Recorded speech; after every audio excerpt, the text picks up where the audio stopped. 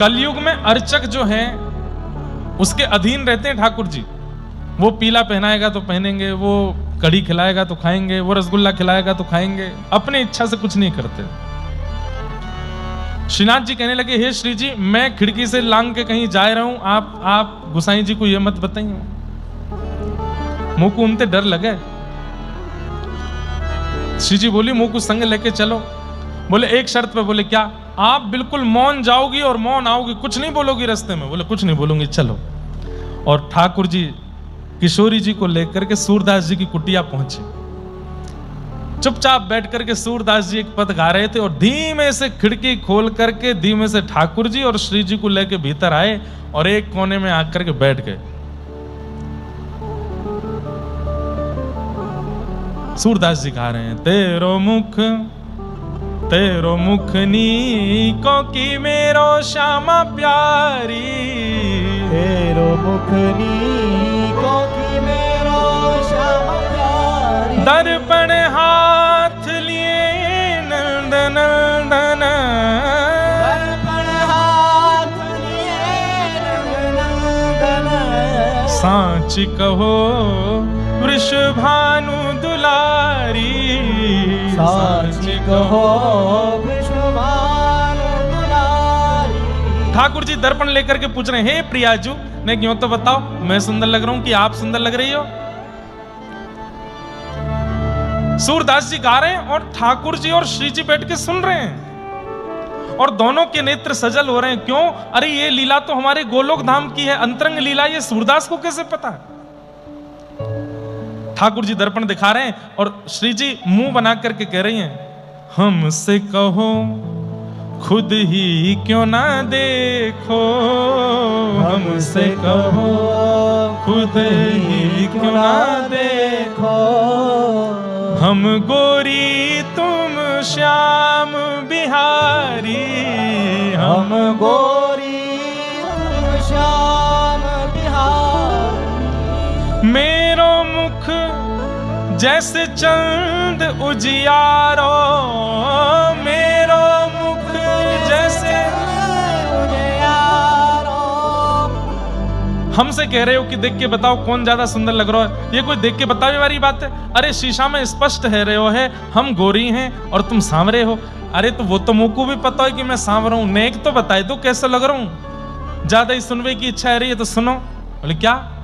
मेरो मुख जैसे चंद उजियारो, मेरो मुख जैसे चंद उजियारो, और तुमरो मुख जैसे रैन अंधियारी, तुमरो मुख जैसे रैन अंधियारी। मैं तो ऐसी लग रही हूं जैसे पूर्णिमा को चंद्रमा और तुम ऐसे लग रहे हो अमावस्या की घनघोर रात्रि। जैसे ही कि अब भाई किसी सांवले व्यक्ति को, काले व्यक्ति को काला कह दो ठीक है, सांवला कह दो यहां तक भी ठीक है, अब सीधे कह दो ए अमावस्या यहां पे आ, कितना बुरा लगे। ए अमावस्या इतकुआ कहां डोल रहा, उसको कितना बुरा लगेगा।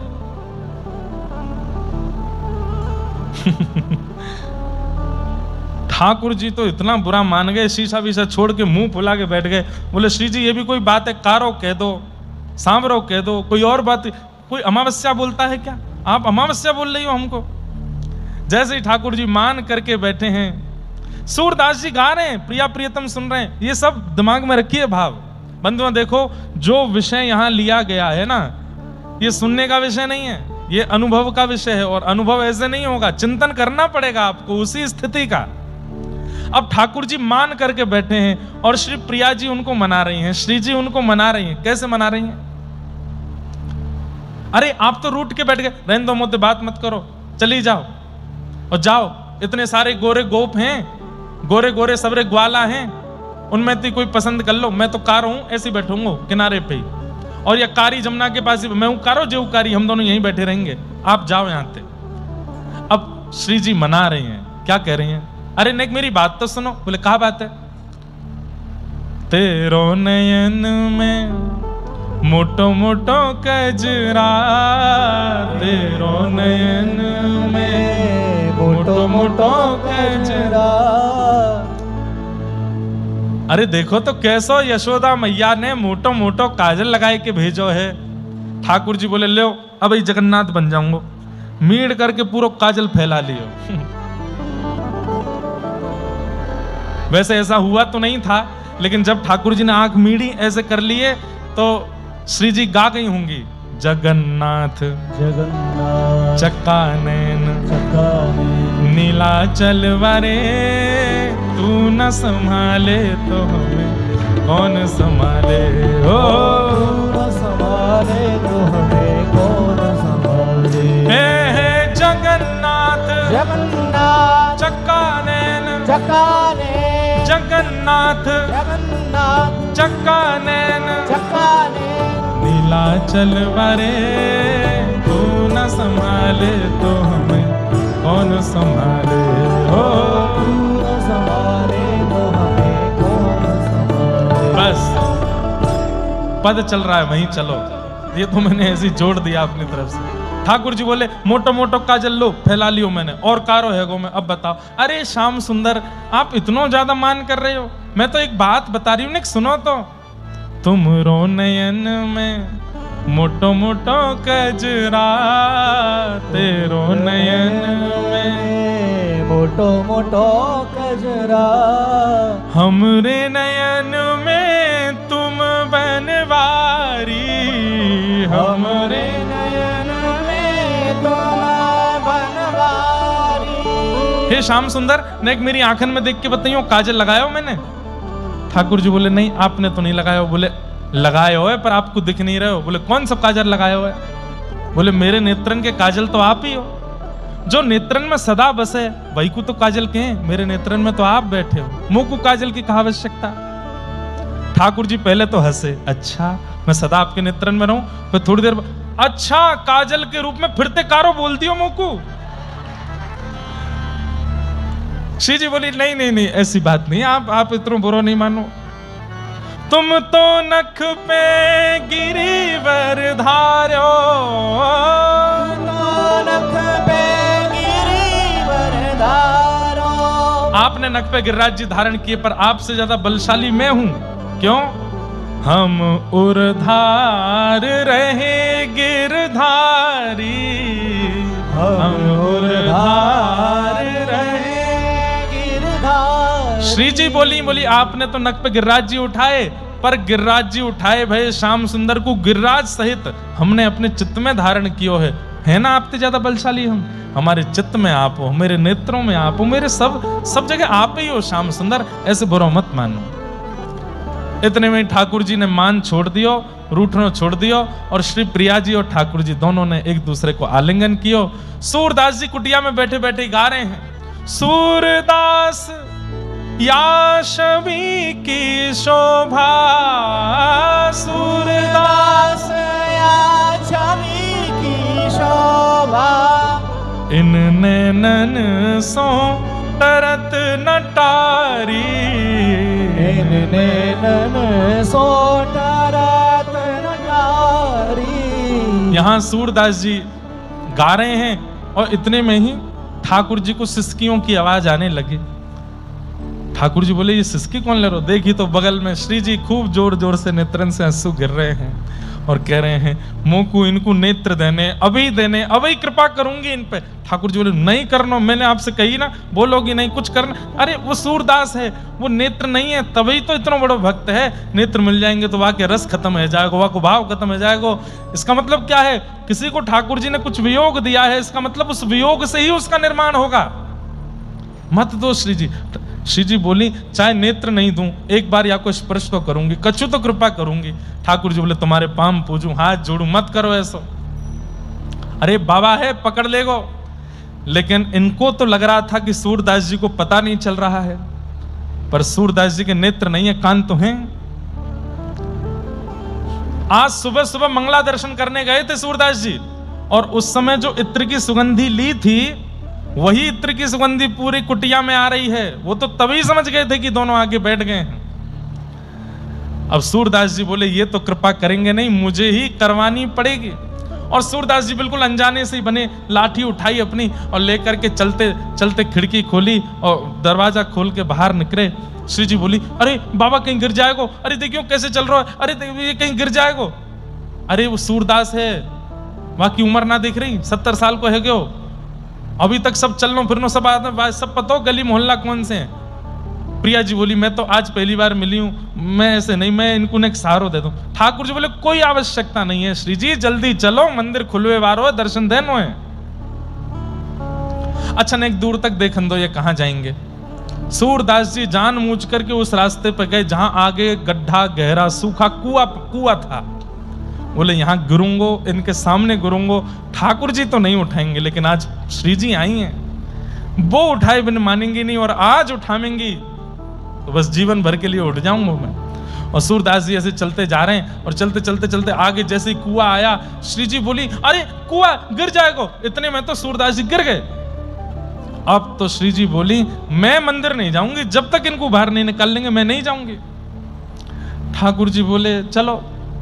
ऊपर कुआं के ऊपर से ठाकुर जी झांक रहे हैं, कैसे निर्दयी हो आप हैं, ये बेचारो आंधरो यहाँ पे पड़ो है, या को निकाल के नहीं जाओगे, निकालो चलो। अब कैसे निकालूं? बोले इतनी बड़ी कारी कमरी ओढ़ रखी है, या को नीचे डारो।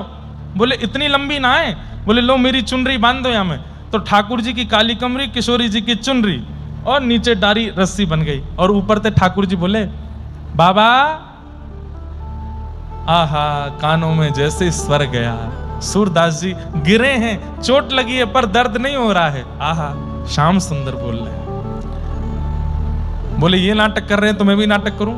सूरदास जी बोले, हाँ भैया लाला कौन है? अरे बाबा यहीं पास के गांव को हूं, आप गिर गए हो जा कुआं में, मैंने अपनो पटका डारो है, या को पकड़ के ऊपर को आए जाओ। अच्छा भैया पकड़ तो मैं लूंगो, लेकिन मुंह पे चढ़ो ना जाएगो, मैं पकड़ लूंगो, तुम खींच लो ऊपर। कुआं था तो कुएं में जो रस्सी डालने का वो होता है, उससे ठाकुर जी ने डाला था, तो नीचे गया, जैसे ही पकड़ा, एक बार और सुगंधी ली, वही इत्र की सुगंधी है, श्रीनाथ जी के पटके की सुगंधी है। समझ गए, बोले श्याम सुंदर है, बस एक बार पकड़ में आ जाए। सूरदास जी ने पकड़ लियो।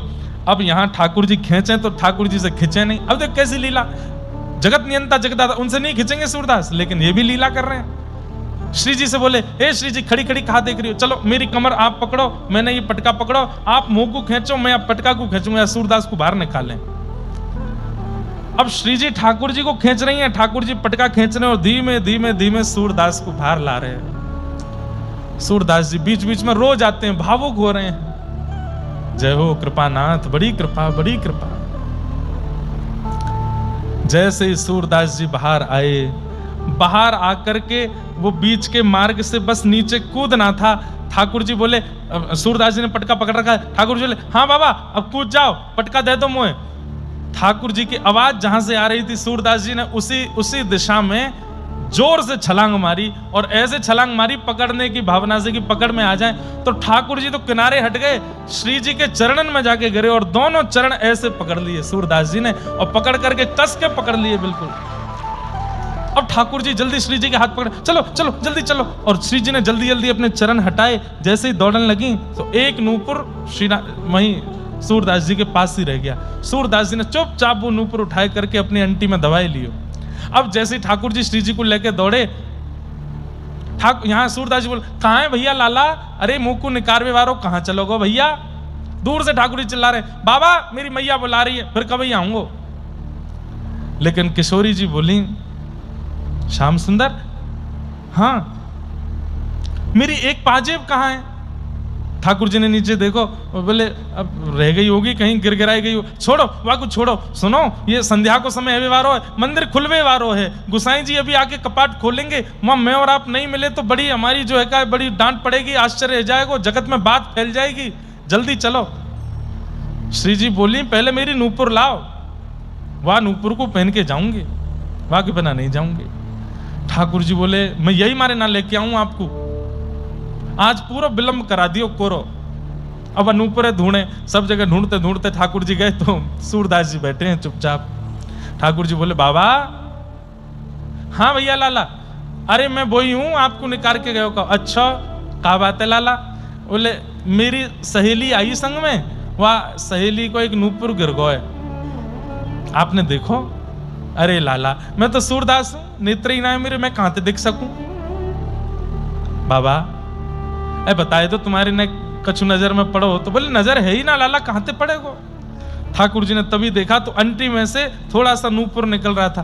बोले बाबा ये तुम्हारी अंटी में लगो तो है, यही तो है नूपुर। बोले अच्छा ये? बोले हाँ, ये तो अभी मोकू जो निकारवे आए उनकी सखी को है।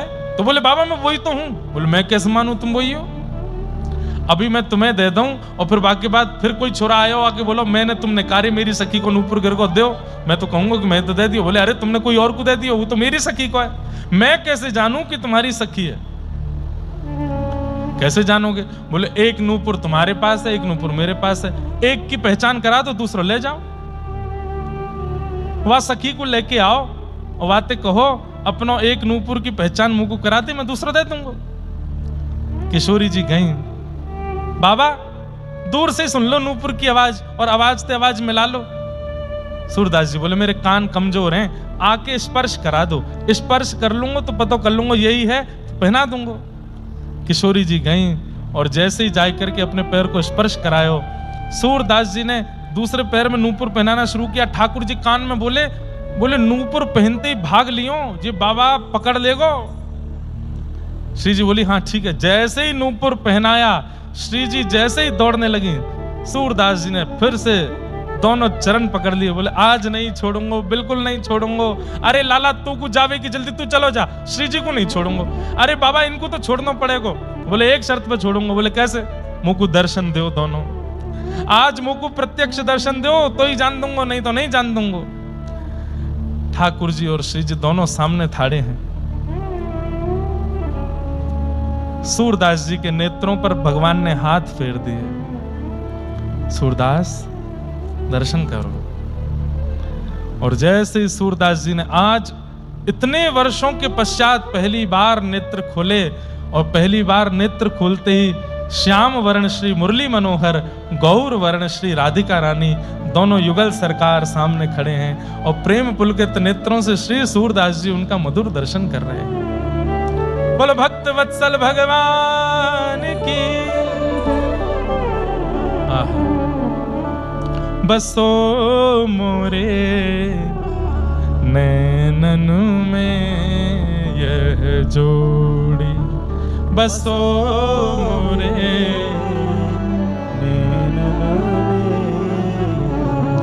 नव दुल्हे ब्रजराज सांवरो, नव दुल्हे ब्रजराज सांवरो, दुल्हन राधा गोरी, दुल्हन राधा गोरी, बसो मोरे नैनन में यह जोड़ी, बसो मोरे नैनन में।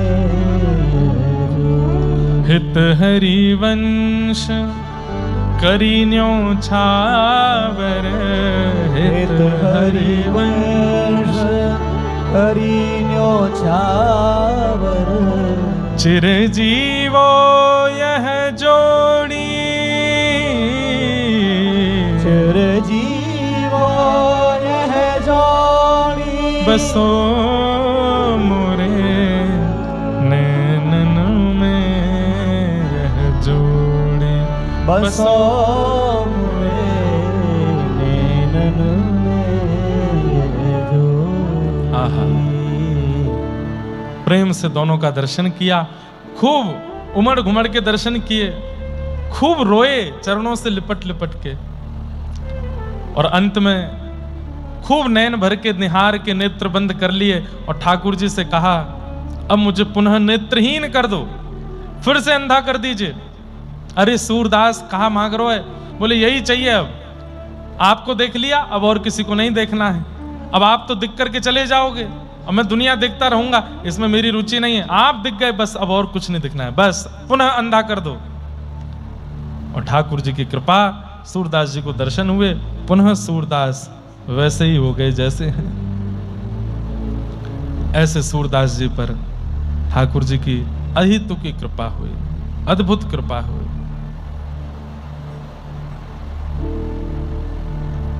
ऐसे सूरदास। लेकिन ये कृपा बंधुओं, अभी तक भी मैं ये बात कहता रहूंगा कि ये कृपा गुरुदेव की है। सूरदास जी के ऊपर उनके गुरु की कृपा चल रही है, जिसके कारण उनके जीवन में ये सब घटनाएं हो रही हैं, ये सब अनुभव उनको हो रहे हैं।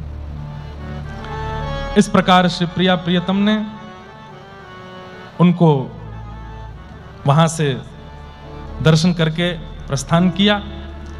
एक दिन गोस्वामी बालकों के मन में आया कि सूरदास जी रोज मंदिर में आते हैं और जैसी झांकी होती है वैसा ही पद गा करके सुना देते हैं। आपस में गोस्वामी बालकों ने कहा, हमको तो लगता है सूरदास पहले ही पता कर लेता है, रात्रि में ये किसी अंदर के मंदिर के भीतरिया से पूछ लेता है कल कौन सी पोशाक होगी, कौन सा श्रृंगार होगा। हमें विश्वास नहीं हो सकता कि सूरदास बिना नेत्रों के ठाकुर जी की झांकी का वर्णन कैसे गा देता है। तब गोस्वामी बालकों ने आपस में कहा, आज ऐसा श्रृंगार करो, ऐसा श्रृंगार करो, ऐसा अलग सा श्रृंगार करो कि सूरदास बता ही नहीं पाए कि आज कौन सी पोशाक पहनी है। विठलनाथ जी के पुत्र थे, उन्होंने ठाकुर जी को ऐसा अद्भुत श्रृंगार किया। कैसा श्रृंगार किया? आज ठाकुर जी को कुछ पहनाया ही नहीं, केवल एक मोती की माला गले में पहना दी और कुछ नहीं पहनाया, बिल्कुल निर्वस्त्र ठाकुर जी खड़े हैं। और सूरदास जी का आगमन हुआ। सूरदास जी से कहा, सूरदास जी आज की झांकी का वर्णन करो, आज ठाकुर जी कैसे लग रहे हैं। सूरदास जी पहले तो खूब हंसे और हंस करके बोले आज तो बहुत ही ज्यादा सुंदर लग रहे हैं। बोले कैसे लग रहे हैं, गा के बताओ। बोले आज तो बहुत ही ज्यादा अच्छे लग रहे हैं, क्या बताऊं। बोले गा के बताओ। सूरदास जी तुरंत अपना करताल हाथ में लेते हैं और हाथ में लेकर के गाने लगते हैं। बड़ा प्रसिद्ध पद है, सब जानते हैं, पर सूरदास जी की वाणी में सब लोग गाइए। हाँ हाँ, कैसे लग रहे हैं ठाकुर जी। देखे नंगम नंगा आज हरि, देखे नंगम नंगा आज हरि, देखे नंगम नंगा आज हरि, देखे आज हरि, देखे नंगम नंगा आज हरि, देखे आज हरि, देखे नंगम नंगा आज हरि, देखे जल सुत भूषण अंग विराजे, जल सुत भूषण अंग विराजे, जल सुत भूषण अंग विराजत, जल सुत भूषण अंग विराजत, बसनहीन छवि उठत तरंगा, बसनहीन छवि उठत तरंगा। सूरदास जी क्या कह रहे हैं? जल सुत भूषण अंग विराजे। जलसुत किसको कहते हैं? जलसुत कहते हैं कमल को, और जलसुत कहते हैं मोती को। जल सुत, सुत यानी कि बेटा, जल से जिसका जन्म हो, कौन है वो? मोती। मोतियों की माला गले में पहनी। अब देखो ये सूरदास जी का कवित्व है। मोतिन माल गले उर साजे, ऐसा भी गाया जाता है, लेकिन मूल पद में सूरदास जी क्या कह रहे हैं? जल सुत भूषण अंग विराजे, जल सुत भूषण अंग विराजे। मोतियों की माला पहनी है और ये कटी का भाग मोती की माला से ही ढक रहा है, नीचे कुछ पहना नहीं है ठाकुर जी ने, बिल्कुल निर्वस्त्र हैं आज। मोतीन की ही माला है, मोतीन के ही बाजूबंद, मोती के कड़ूला, मोती की ही कौंधनी है, मोती के ही पांव में नूपुर है, सब कुछ मोती का धारण किया है। बसनहीन छवि उठत तरंगा, बसनहीन छवि उठत तरंगा। आज हरि देखे नंगम नंगा, आज हरि देखे ओ अंग अंग प्रति अमित माधुरी, अंग अंग प्रति निरख लजित रवि कोटि अनंगा,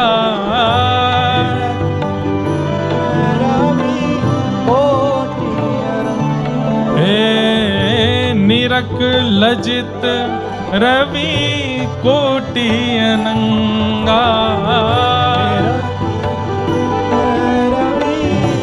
अरे और दिन के श्रीनाथ जी के स्वरूप पर तो एक सूर्य न्यौछावर होता होगा, लेकिन आज बिना वस्त्रों के ये जो लाला खड़े हैं नंगम नंगा बनकर के, इन पे तो कोटि कोटि सूर्य एक साथ न्यौछावर हो रहे हैं, अपनी रूप माधुरी अपने तेज पर लज्जित हो रहे हैं। इतने सुंदर ठाकुर जी आज लग रहे हैं, क्या वर्णन करूं। जैसे ही सूरदास जी गा रहे थे, बंधुओं बहुत ध्यान से सुनिएगा, सूरदास जी ने जैसे ही गाया आज हरि देखे नंगम नंगा, तो जितने लोग दर्शन कर रहे थे सब दर्शन करना भूल गए, सूरदास जी की तरफ देखने लगे। ये कैसे बता देते हैं, इनको कैसे पता चल जाता है कि ठाकुर जी ने क्या पहना क्या नहीं पहना। जब सब सूरदास जी की ओर देखने लगे तो सूरदास जी ने इशारा किया, अरे देखो हम यहां बैठकर के ठाकुर जी की छवि का वर्णन कर रहे हैं, वहां श्याम सुंदर मंद मंद शर्माते हुए हंस रहे हैं। आज नंगम नंगा गुसाई जी ने खड़े कर दिए हैं, ठाकुर जी शर्मा रहे हैं, मुस्का रहे हैं, श्रीनाथ जी की दतुइयां दिख रही हैं, देखो देखो। और उस दिन एक क्षण के लिए जितने वैष्णव थे सबने श्रीनाथ जी के दांत देखे, दतुइया देखी, कैसे मुस्कुरा रहे हैं लाल जी। किलकत हंस दधि मुख लपटत, किलकत हंस दधि मुख लपटत। हे सूर हसत ब्रज युवतिन संगा, सूर हसत ब्रज युवतिन संगा। आज हरि देखे नंगम नंगा, आज हरि देखे आज हरि देखे नंगम नंगा, आज हरि देखे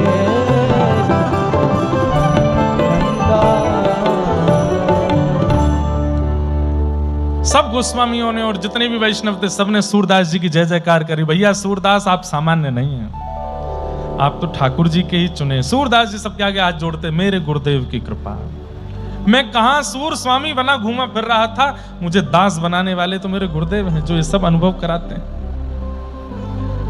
ठाकुर जी के मधुर दर्शन किए। सूरदास जी की ख्याति इतनी ज्यादा होने लगी कि दिल्ली के बादशाह अकबर तक ख्याति पहुंच गई। और ख्याति कैसे पहुंची, यही पद और यही वार्ता तानसेन ने एक दिन अकबर को सुनाई कि एक बार ठाकुर जी निर्वस्त्र हमारे मंदिर में खड़े थे और सूरदास जी ने जाके ये पद गा दिया। तानसेन रिजवार तो था। अकबर ने तुरंत कहा ये पद किसका है, ये लास्ट में तुमने सूर कहा, कौन है सूर? तो बोले सूरदास जी हैं हमारे ब्रज में। बोले उनको लेके आओ, हमारे दरबार में गाना गाएंगे। बोले वो दरबार का गाना नहीं गाते हैं, फिर भी उनको बुलवाओ। बहुत बुलाया, सूरदास जी पहले तो गए नहीं। एक दिन अकबर और तानसेन ही सूरदास जी के पास आ गए और कहा कुछ सुनाइए। बोले बैठ जाओ। मन रे माधव सो कर प्रीत, ये पद सुनाया। हे मन, तू माधव से प्रीति कर। ये पद सुनाया। एक पद सुनने के बाद अकबर के नेत्र बंद रह गए। थोड़ी देर बाद बोला, एक और सुना दीजिए। मन में ना ही रहो अब ठौर, एक और पद सुनाया। अकबर तो इतना प्रसन्न हो गया, बोले कि महाराज आप इतना अच्छा गाते हैं, मैं क्या दे दूं आपको? बोले बस यही दे दो कि बस दोबारा हमारे सामने मत आना, ये दे दो। हम जिनको रिझाने के लिए गाते हैं बस वही हमसे प्रसन्न रहें और कुछ नहीं चाहिए।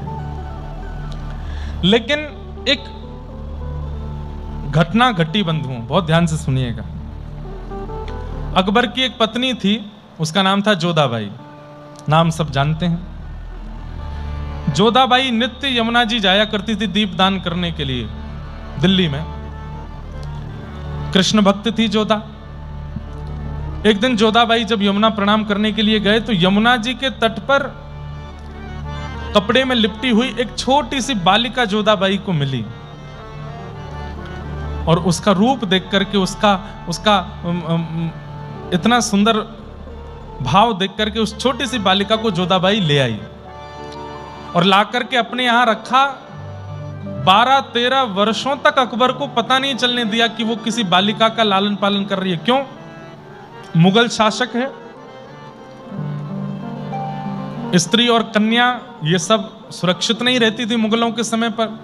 जोधाबाई जानती है कि अगर पता चल गया कि मेरे पास ये छोटी सी पुत्री है, ये धीरे धीरे बड़ी होगी, राजा इससे भी निकाह कर लेगा, ये बादशाह ऐसा है, पर मैं इसको ऐसा नहीं होने दूंगी, इसको प्रेम से रखूंगी अपने पास। और जोधाबाई उसको अपने साथ रखती थी, ठाकुर जी की भक्ति करती, ठाकुर जी का भजन करती और ठाकुर जी का श्रृंगार करती, तो वो बालिका संग में रहती। और जब जब अकबर आता था तब तब पहले योजना बना के उसको कहीं भेज दे। वो इतना व्यस्त रहता था, उसकी अनेक पत्नियां थी, तो जोधाबाई को ज्यादा दिक्कत हुई नहीं। एक दिन जोधाबाई बड़ी उदास बैठी थी, तो इनकी पुत्री ने पूछा, क्या बात है, आप इतनी उदास क्यों बैठी हैं? तब वो बोली कि इतने दिन हो गए मैं ठाकुर जी का भजन करती हूं, पर आज तक कुछ अनुभव मुझे नहीं हुआ। तो छोटी सी बालिका बोली, मां बस इतनी सी बात, चलो मेरे साथ। और वो छत पर लेकर के गई और छत पर ले जाकर के उसने ऐसे इशारा करके बताया, सामने देखती रहना, जैसे सूर्य इतने अस्त होनेंगे तभी वहां गैयों का झुंड आएगा और उसी झुंड के बीच में श्याम सुंदर आएंगे, आपको दर्शन कराती हूं। जोधाबाई आश्चर्यचकित होकर बोली, क्या बोलती हो? बोले हाँ, मैं रोज दर्शन करती हूँ, श्याम सुंदर रोज दिखते हैं मुझको। बोले तू रोज दर्शन करती है? बोले हाँ। अरे झूठ बोलती है। बोले नहीं माँ, देखो आप प्रतीक्षा करो, बस अभी सूर्य अस्त होने वाला है, सामने से गौओं का झुंड आएगा और उसी बीच में गौर वर्ण के बलराम जी, श्याम वर्ण के ठाकुर जी और सब सखाओं के साथ जाएंगे यहां से, और मेरी तरफ देखते भी हैं वो, आप यहीं खड़ी रहना। जोधाबाई खड़ी रही। जैसे सूर्य अस्त हुआ तो क्या देखती हैं कि गौओं का झुंड आ रहा है, वेणु की ध्वनि आ रही है, और ऐसी वेणु की ध्वनि जो पहले कभी सुनी नहीं है। लेकिन श्याम सुंदर नहीं दिख रहे, ठाकुर जी नहीं दिख रहे। जोधाबाई बोली, मुझे गैया दिख रही हैं, मुझे वेणु का रो सुनाई दे रहा है, पर श्याम सुंदर तो नहीं। अरे मां देखो ना, वही तो हैं, मुझे नहीं दिख रहे हैं। जोधाबाई की जो वो पुत्री थी वो कहती है कि ठाकुर जी कह रहे हैं आपसे कुछ अपराध बने हैं, वो अपराध जब नष्ट हो जाएंगे तब आपको दिखेंगे, लेकिन आप नित्य प्रयास करना, दिखेंगे आपको। अब तो जोधाबाई उसको पुत्री कम अपनी गुरु ज्यादा मानने लगी। अब तो पास ही बैठी रहती है, और बताओ ना, और श्याम सुंदर को क्या प्रिय है, और श्याम सुंदर। अब तो जोधाबाई इतनी ज्यादा व्यस्त रहने लगी उसके साथ, कभी कभी अकबर बुलवाता था तो जोधाबाई जाती नहीं थी। अकबर ने कहा, इतने दिन से हम बुला रहे हैं, जोधाबाई आती नहीं, क्या बात है? तब किसी गुप्तचर ने बता दिया, बोले आपको नहीं पता है, आपकी आंखों के नीचे से एक लड़की रखी है उनके पास, और बचपन से ही लालन पालन करती आई हैं, अब तो बढ़िया वो 13-14 वर्ष की हो गई है, उसके पास ही बैठी रहती है। अकबर तो उठ के बैठ गया, बोले कि हमारे महल में कोई एक लड़की रहती है, हमें ही नहीं पता। जोधाबाई को पत्र लिखा, बोले हमें पता है तुम्हारे पास एक लड़की, आदि आदि सब लिख करके भेजा, हमारे सामने उसको पेश करो। जोधाबाई बोली अगर नहीं लेके गई तो मुझे भी मरवा देंगे और इसको भी मार देंगे, और लेके गई तो मुझे पता है उसकी दृष्टि अच्छी नहीं है, पहले ही बोलेगा निकाह करवाओ मेरा।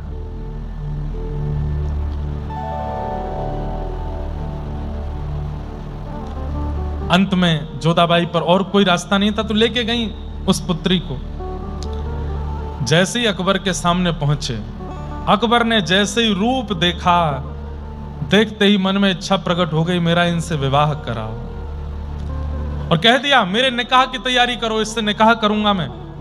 जोधाबाई इतनी सुंदर आपने हमसे छुपा के रखी, आदि आदि सब बातें कहने लगा। जोधाबाई बोली आपकी पुत्री नहीं आपकी पौत्री की उम्र की है। बोले हम बादशाह हिंदुस्तान है, हमारे लिए कोई छोटा बड़ा नहीं, इससे विवाह करेंगे। जैसे ये प्रस्ताव दिया तुरंत बादशाह को अपने हाथ की उंगली से लेकर के पैर के नखून तक, सिर तक, सब जगह ऐसी अनुभूति होने लगी मानो जैसे किसी ने अग्नि लगा दी हो। जैसे अग्नि पर जलने पर जलन होती है, ऐसे पूरे शरीर में जलन होने लगी। बड़े बड़े वैद्य आ गए, बड़े बड़े ज्योतिषी मनीषी आ गए, बड़े बड़े झाड़ फूंक करने वाले आ गए, लेकिन बादशाह को कोई ठीक नहीं कर पाया। तभी एक हिंदू महात्मा गए, उन्होंने बादशाह की स्थिति देखी, लाल पड़ गया है पूरा और दाने दाने प्रकट हो गए और बस करहा रहा है, रो रहा है कि मेरे को पूरे शरीर में जलन हो रही है। बोले महाराज इस वक्त सबसे ज्यादा चर्चा जिनकी चल रही है भारत में वो है सूरदास जी, आप उनको बुलाओ। अकबर बोला मैं मिल चुका हूं सूरदास जी से, मैं और बीरबल गए थे। बीरबल कैसे भी करके तुम बुलाओ सूरदास जी को। सूरदास जी को जाकर के कहा कि ऐसे ऐसे परिस्थिति बनी है, आप एक बार चल दीजिए। सूरदास जी बोले ठीक है आता हूं। सूरदास जी गए और जैसे ही जाकर के देखा अकबर को, देखते ही बोले वैष्णव अपराध, किसी वैष्णव का अपराध हुआ है, कब से हो रहा है ये बताओ। अकबर ने कहा मुझे याद नहीं। बोले थोड़ा ध्यान करके बताओ नहीं तो मर जाओगे थोड़ी देर में। अकबर ने स्पष्ट बता दिया, बोले ऐसे ऐसे जोधाबाई के पास एक कन्या है और उसको देख करके मेरी निकाह की इच्छा हो गई, तब से हो रहा है। बोले उनको बुलवाओ। जोधाबाई फिर से उस कन्या को लेकर के आई। जैसे ही वो कन्या सामने आई, सूरदास जी के आंखों से आंसू पर आंसू, आंसू पर आंसू। कौन है वो? पूर्व जन्म में सूरदास जी उद्धव थे और कथा बड़ी प्रसिद्ध है। कल भी मैंने थोड़ी सी संकेत में कही थी कि ये निकुंज में प्रवेश करना चाह रहे थे, तब ललिता विशाखा ने इनको रोका था कि ये प्रिया प्रियतम का निकुंज है, उद्धव यहां मत जाओ। तो उद्धव बोले मैं सखा हूं भगवान का, मैं कहीं भी जा सकता हूं। बोले कहीं भी जा सकते हो पर निकुंज में नहीं जा सकते। नहीं माने, उद्धव जबरदस्ती प्रवेश करने लगे। तब ललिता जी ने श्राप दे दिया तुम नेत्रहीन हो जाओ। उद्धव जी नेत्रहीन हो गए। तभी उद्धव जी ने श्राप दे दिया तुम भी एक मिलेच्छ के घर में जाओगी और वहीं पलोगी बढ़ोगी। सूरदास जी पहचान गए, अरे ये तो ललिता जी हैं, ये साक्षात कृष्ण की, साक्षात किशोरी जी की सखी सहचरी हैं ललिता जी। और सूरदास जी की और ललिता जी की एक मीठी बात वार्ता हुई।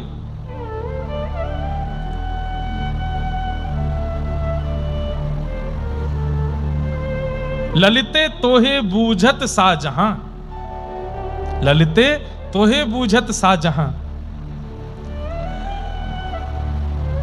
अरे ललिते, ये राजा तेरे बारे में पूछ रहा था। ललिता जी सूरदास जी को देख करके उनके भी नेत्र सजल हैं। वो क्या कह रही हैं? तद श्याम सुंदर तुम आए कहां? अरे श्याम सुंदर को अकेला छोड़ के यहां कहां तुम मिलेच्छों के दरबार में आए हो? सूरदास जी बोले ये दुनिया अजब तमाशा, ये दुनिया बड़ी अजीब है। मैं तो नहीं आ रहा था पर मुझे पता चला इससे वैष्णव अपराध हुआ, इसलिए चला आया।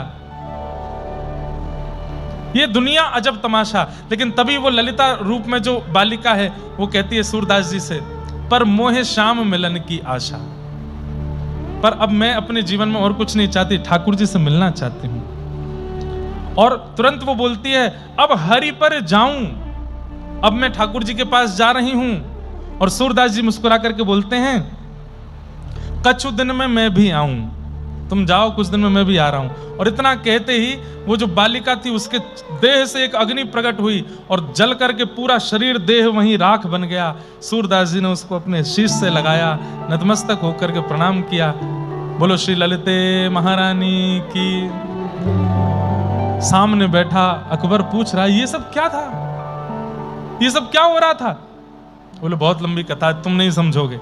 बहुत बड़ा वैष्णव अपराध किया है तुमने, भगवत भक्त के प्रति ऐसी भावना रखी है, इसलिए तुम्हारा देह अब ये पीड़ा दूर नहीं होगी। ऐसा मत कीजिए नाथ, मैं मर जाऊंगा। बोले मरोगे नहीं, कहीं कहीं अंग से ठीक हुआ करेगी, कहीं कहीं फिर होने लगा करेगी, ये पीड़ा तो रहेगी। क्योंकि वैष्णवों को भी कृष्ण और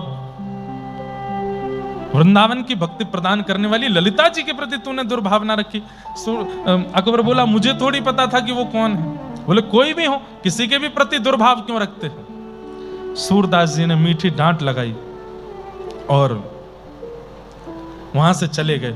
तब से अकबर का नियम बन गया, सूरदास जी का पद तानसेन से सुनता था, तो जब जब तानसेन सूरदास जी का पद गाते थे तब तब अकबर को शांति रहती थी, और पद विश्राम होते फिर से उसको जलन होनी शुरू हो जाती थी, और 24 घंटे सूरदास जी का ही पद सुनता रहता था।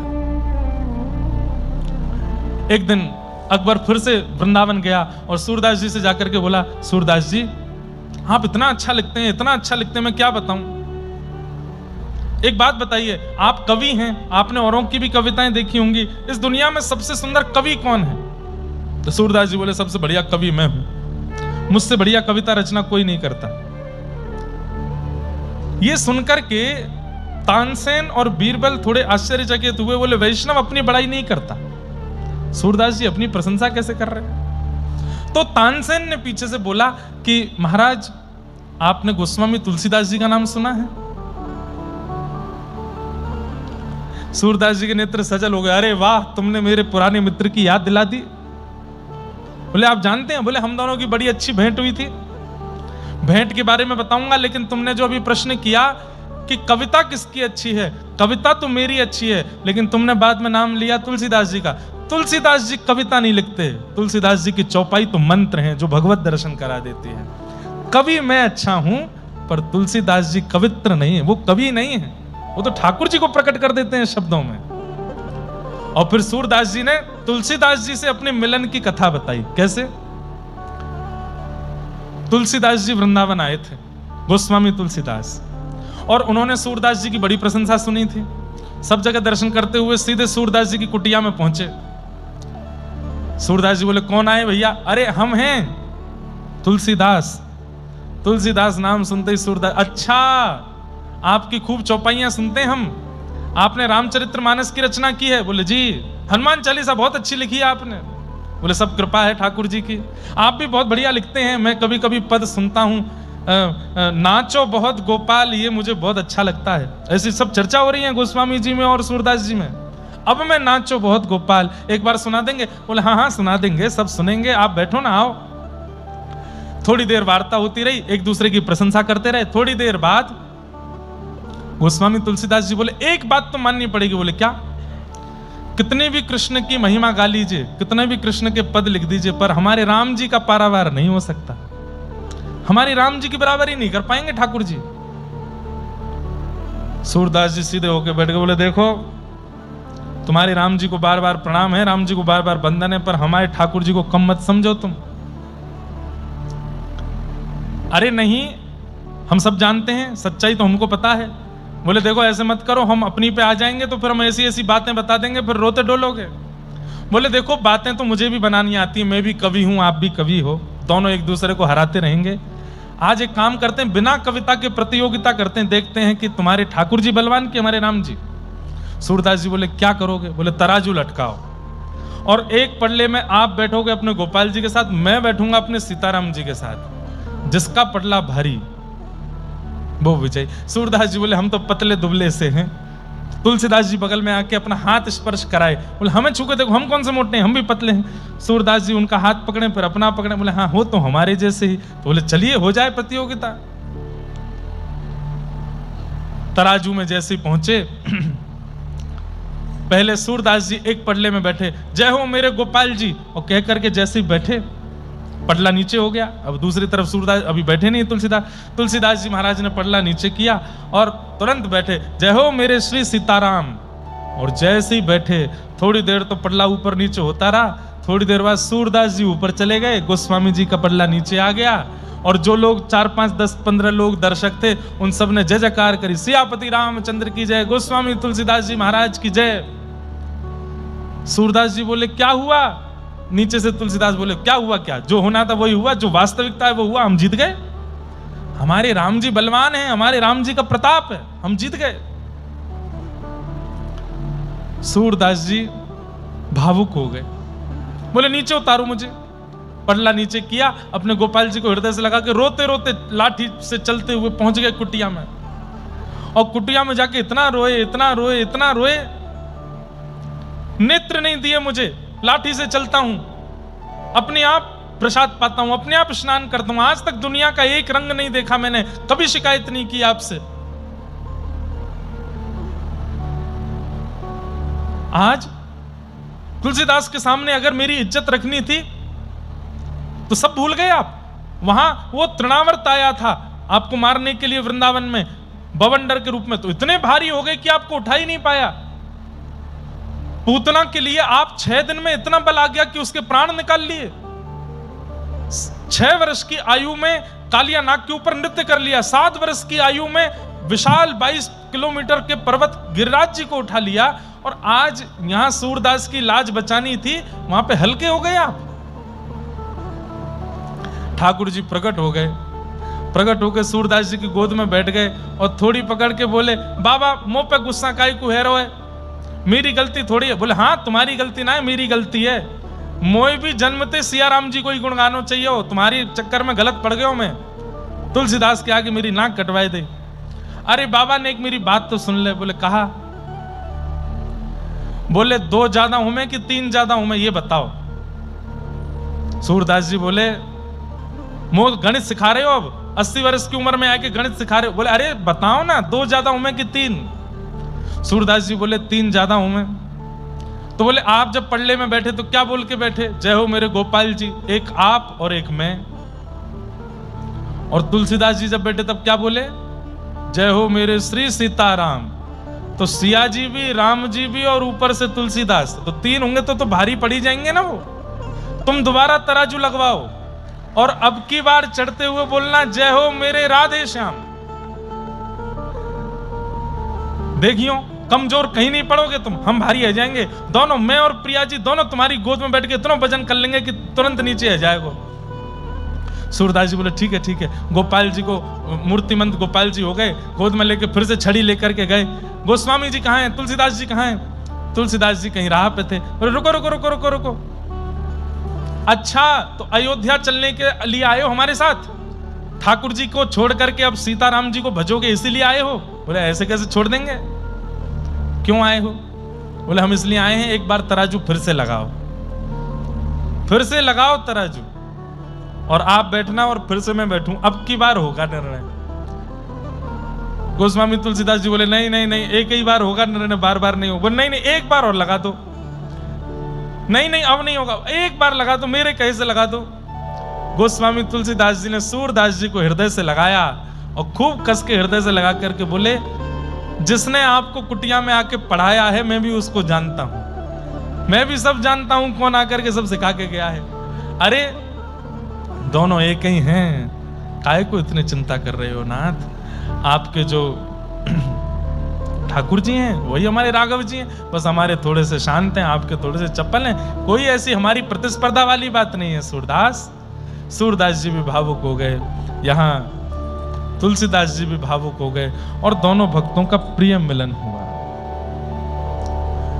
इस प्रकार सूरदास जी ने अपने तुलसीदास जी से मिलन की कथा बताई।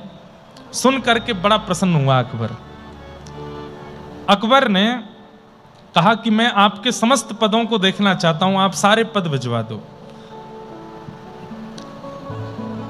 जैसे ही पता चली कि अकबर ने पद मांगे हैं, कई लोग सूरदास जी की छाप लगा लगा करके पहुंच गए और उल्टे सीधे पद सब दे दिए। अब तो अकबर बड़ी चिंता में पड़ गया। सूरदास जी के कुल 1.25 लाख पद हैं, यहाँ तो 2.5 लाख से ज्यादा पद आ गए मेरे पास। तो पूछा क्या करें? तब किसी ब्रज के रसिक ने बताया, बोले कि सारे पदों को यमुना जी में बहा दो, जो ऊपर तैरने लग जाएं समझ जाओ सूरदास जी के, और जो डूब जाएं समझ जाओ ये नकली हैं। जैसे ही बहाए तो 1.25 लाख पद जो थे वो तैरने लगे, बाकी के 1 लाख के करीब पद जो अनर्गल लोगों ने केवल ख्याति प्राप्त करने के लिए लिख दिए थे वो सब डूब गए। ऐसे सूरदास जी के पदों का संकलन हुआ। अब आती है और भी कथाएं हैं, बीच में बड़ी सुंदर सुंदर लीलाएं हैं, लेकिन सूरदास जी के भगवत धाम परायण का समय। बिहाग। सूरदास जी 100-105 वर्ष की अवस्था के लगभग हो गए।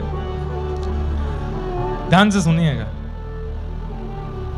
ठाकुर जी गए और सूरदास जी की कुटिया में प्रकट होकर के बोले, प्रत्यक्ष हाथ आगे करके, सूरदास अब तुम्हारा समय पूर्ण है, अब चलो निकुंज में मैं तुम्हारी प्रतीक्षा कर रहा हूं, चलो मेरे साथ।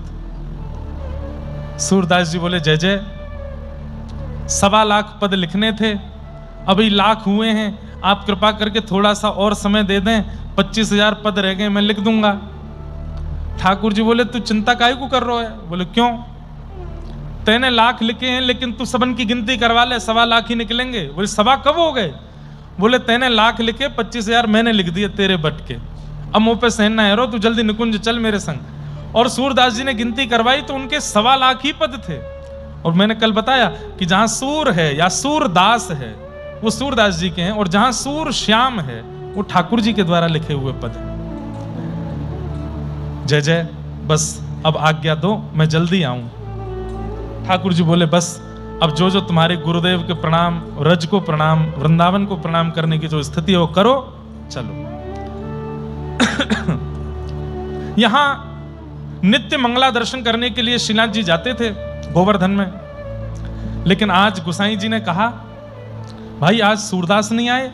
तब सबने कहा, आज स्वास्थ्य ठीक नहीं है सूरदास जी का, और सूरदास जी अपने लगभग अब अंतिम श्वास ले रहे हैं।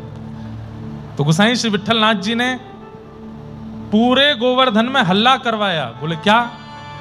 बोले, पुष्टि मार्ग का, भक्ति मार्ग का, भक्ति पथ का जहाज अब प्रस्थान कर रहा है। जिसको जाके मिलना हो, जिसको जाके देखना हो, जिसको जाके प्रणाम करना हो, सब कर लो। जहाज हैं, इनको पुष्टि मार्ग का जहाज कहा गया, भक्ति का जहाज। जो बैठ गया सूरदास जी के पदों में, सूरदास जी के पद का जिसने आश्रय ले लिया, ये जहाज ठाकुर जी के चरणों तक पहुंचा के ही छोड़ेगा। ऐसा सूरदास जी के पदों की रचना है। हम तो प्रार्थना करते हैं, मीराबाई, गोस्वामी तुलसीदास, सूरदास, इनके नित्य एक पद, कभी विनय पत्रिका उठाया कीजिए गोस्वामी तुलसीदास जी की, उसको गाया कीजिए। सूरदास जी का सूर सागर मंगा लीजिए, रोज एक पद गाओ। मीराबाई के रोज एक पद गाओ। आप अनुभव करेंगे जीवन की गति इनकी कृपा से ही सुसज्जित हो जाएगी ठाकुर जी के चरणों के लिए। गोसाई जी ने हल्ला कर दिया पूरे गोवर्धन में कि भैया भक्ति का जहाज अब प्रस्थान कर रहा है, जिसको बैठना हो बैठ जाओ। सब लोग इकट्ठे हो गए। सूरदास जी महाराज कैसे लेटे थे? दंडवत जैसे करते हैं ना, सीधे पट्टे लेट करके ऐसी स्थिति में लेटे थे। गोसाई जी ने आकर के कहा, सूरदास ऐसे क्यों लेटे हो?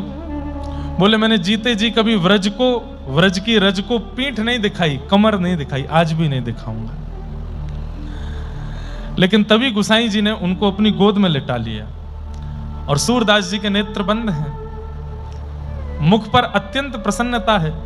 पूरा गोवर्धन सुंदर सुगंध से सुगंधित हो रहा है। क्यों? प्रिया प्रियतम दोनों आए हैं लेने के लिए सूरदास को। गोसाई श्री विठलनाथ जी ने तुरंत कहा, सूरदास जी तुम्हारी मन की स्थिति क्या है? मन में क्या चल रहा है, जरा बताओ। और सूरदास जी अपने मन की स्थिति का वर्णन कर रहे हैं। बाली बाली हो, बाली बाली हो, कुंवरी राधिका। किसका स्मरण कर रहे हैं? किशोरी जी का स्मरण कर रहे हैं। और अपनी अंतिम स्थिति में श्वास निकलने वाली है सूरदास जी की, और सूरदास जी कह रहे हैं मैं ऐसी किशोरी जी की बलि बलि जा रहा हूं। कैसी किशोरी जी? जिन्होंने नंद सुवन को अपने मोह किया है, अपने बल में, अपने बस में कर रखा है। ऐसे हमारे पंडित श्री जसराज जी बहुत सुंदर इस भाव को गाते थे। वो अपनी अंकिता बहन आती हैं तो उनसे मैं गवाया है। आप भी गाते हैं ये भाव, गाए हैं ये वाला भाव, बलि बलि हूं कुंवर राधिका। पंडित जसराज जी का ये धुन, ये कंपोजिशन उन्हीं की है। उन्होंने सबसे ज्यादा सूरदास जी के पद गाए हैं पंडित जसराज जी ने, तो उनका ये पद है। और ये सूरदास जी का अंतिम पद है। 3 पद अंत में गाए, उनमें पहला पद ये वाला गाया, बलि बलि हूं, बलि बलि हूं कुंवरी राधिका, नंद सुवन जासों रति मानो, बलि बलि हूं, बलि बलि हूं कुंवरी राधिका, नंद सुवन जासों रति मानी हो, बलि बलि हूं। वे अति चतुर तुम चतुर शिरोमणि, प्रीति करी कैसे रही छानी, तेजो धारत तन कनक पीठ पता, सो तो सब तेरी गति थानी, बलि बलि हूं कुंवरी राधिका, नंद सुवन जासों रति मानी, बलि बलि हूं। अंतिम श्वास चल रही है सूरदास जी की और दोनों भुजाओं से बलैयां ले रहे हैं। गुसाई जी पूछ रहे हैं क्या दिख रहा है? बोले श्री जी की बलैयां ले रहा हूं जिन्होंने श्याम सुंदर को अपने वश में कर रखो है। हमारे माई श्यामाजू को राज, जाके अधीन सदा ही सांवरो, या ब्रज को सिरताज, हमारे माई श्यामाजू को राज। किशोरी जी का स्मरण करते हुए, सूर सुजान सखी के बूझे, प्रेम प्रकाश भयो बैसानी, सूर सुजान सखी के बूझे, प्रेम प्रकाश भयो जानी, बलि बलि हूं।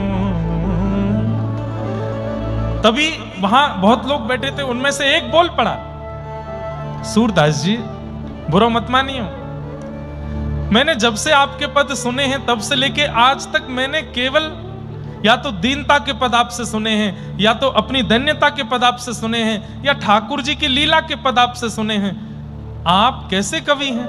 आपने अपने गुरु के लिए कभी कुछ नहीं गाया, अपने गुरु के लिए आज तक कुछ नहीं गाया। सूरदास जी बोले, तुम्हें प्रिया प्रियतम दिखते थे, तुम्हें श्याम सुंदर दिखते थे, तुम्हें दीन बंधु दीनानाथ दिखते थे, पर मुझे मेरे गुरु ही मुकुट पहन करके ठाकुर जी के रूप में दिखाई देते थे। मुझे मेरे गुरु ही कभी कभी चुनरी ओढ़ करके श्री जी बन के आते हुए दिखाई देते थे। अरे ये सूर की भाषा है, समझना मुश्किल है। मैंने प्रिया प्रियतम को तो देखा ही नहीं है, अपने गुरु को ही प्रिया प्रियतम के रूप में देखा है। मेरे गुरुदेव श्रीमन महाप्रभु श्री वल्लभाचार्य महाप्रभु ही कभी कृष्ण बन के आते थे, कभी प्रिया जी का रूप धारण करके मेरे चित्त में आते थे। उनकी झांकी को ही मैंने गाया है। अंत में जाते जाते भेद खोल दिया सूरदास जी ने, जीवन भर नहीं बताया ये बात।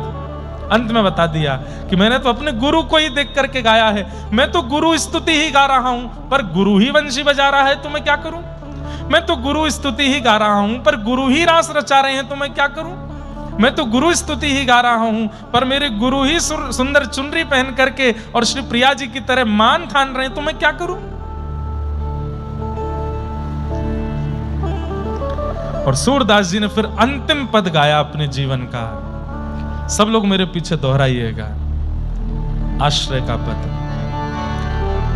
दृढ़ इन चरणन केरो भरोसा, दृढ़ इन चरणन केरो, दृढ़ इन चरणन केरो भरोसा, दृढ़ इन चरणन केरो। श्री वल्लभ नख चंद्र छटा बिन, श्री वल्लभ नख चंद्र छटा बिन, सब जग माही अंधेरो भरोसा, दृढ़ इन चरणन केरो, दृढ़ इन चरणन केरो भरोसा, दृढ़ इन चरणन केरो। साधन और नाहिया कली में, साधन और नाहिया कली में, जासू होत निवेरो भरोसो, दृढ़ इन चरणन केरो, दृढ़ इन चरणन केरो भरोसो, दृढ़ इन चरणन केरो। सूर कहा कहे दुविध आंधरो, सूर कहा कहे दुविध आंधरो, सूर कहा कहे दुविध आंधरो, सूर कहा कहे दुविध आंधरो, बिना मूल को चेरो भरोसो, दृढ़ इन चरणन केरो, दृढ़ इन चरणन केरो भरोसा, दृढ़ इन चरणन और हाथ जोड़ लिए, गुरुपुत्र गुसाई विठलनाथ जी की गोद में सिर रखा है, हाथ जोड़ करके बोले जय जय, नेक आपसों आज्ञा चाहिए। बोले कहा, बोले जीते जी कभी कमर नहीं दिखाई है या ब्रजकू मैंने, जीते जी कभी पीठ नहीं दिखाई है ब्रजकू, जाते जाते भी नहीं दिखाऊं। आपने मुंह को अपनी गोद में लिटा दिया है, कृपा करके नेक आप मुंह को अब मुख मेरो व्रज की ओर कर दो, मुख मेरो व्रज की ओर लिटा दो। और सबने मिलकर सूरदास जी को सीधा लिटाया, मतलब मुख रज में, मुख नीचे की ओर, और दोनों भुजाओं से व्रज का आलिंगन करके सूरदास जी वहीं अपना देह त्याग करके भगवत धाम को प्रस्थान कर गए। बोलो सूरदास जी महाराज की जय।